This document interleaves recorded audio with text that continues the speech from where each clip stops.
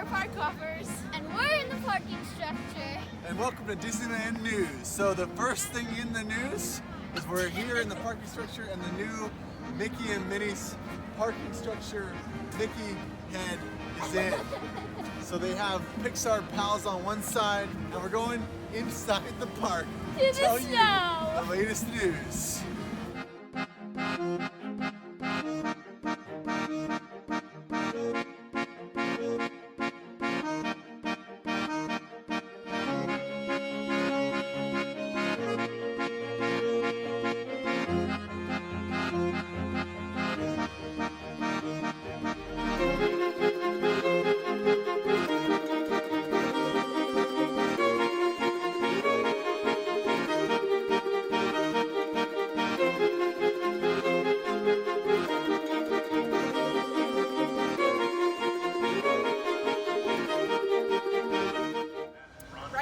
Disneyland train station, they are all set up for the Candlelight Service, which they do every year.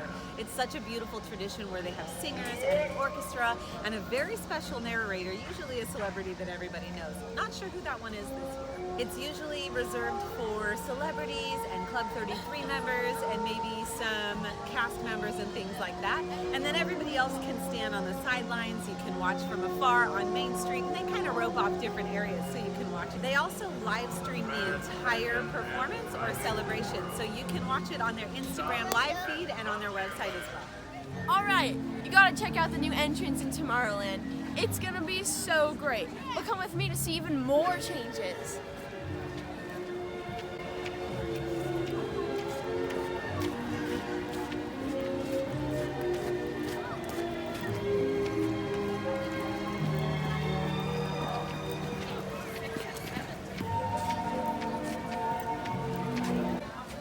Doesn't it look magical?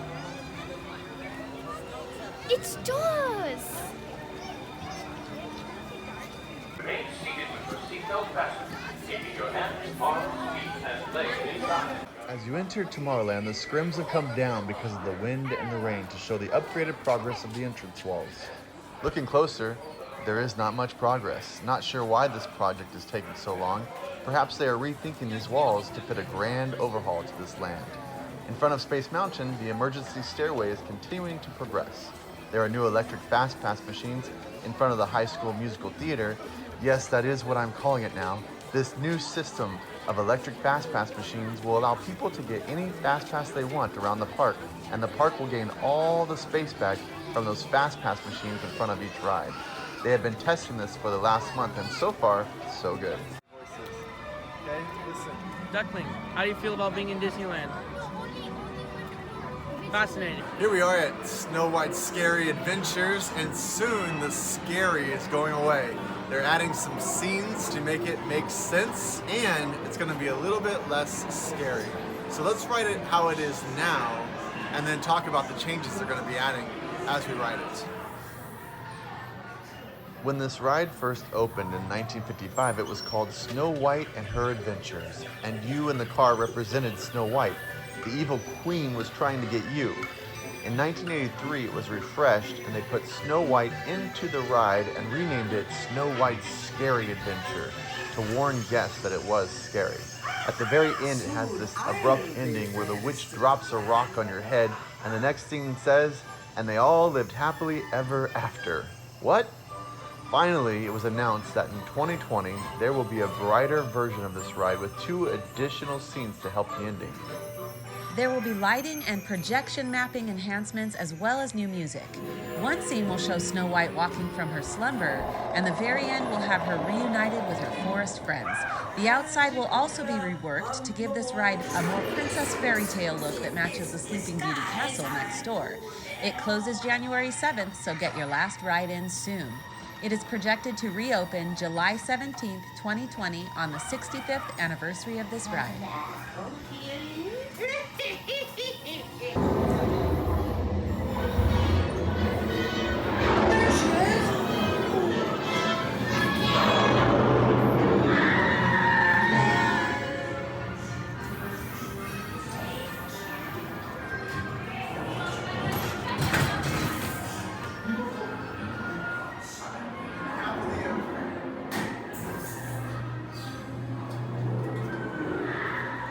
Here we are at Rise of the Resistance, but we're in Disneyland, so it has not opened. It's open to Walt Disney World, and you can watch the whole ride now, which I think is amazing, but I'm a guy who doesn't care about spoilers. I want to see the detail so that when I get in, I can even see more details.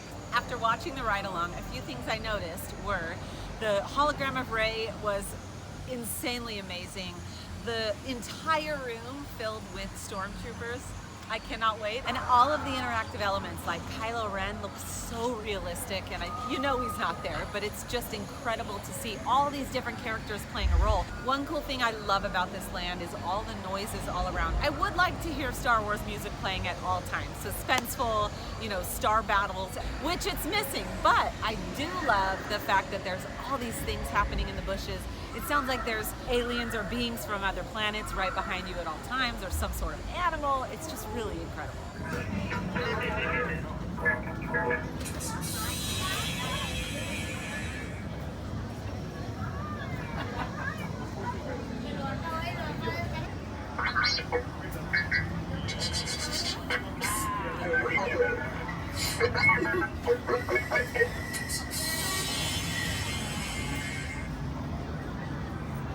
When Small World gets its holiday overlay, we write it as a family once a year. It's the epitome of festive, and the sparkle just makes everyone happy. And sure, the song gets stuck in your head for 3 days afterward, but it's worth it. Since it was raining that evening, ride lines were almost non-existent. I highly recommend going to Disneyland in the rain. While in line, we even got to see the light show on the facade. Going over here. Why would they turn off the lights? It's yeah, but it's cool.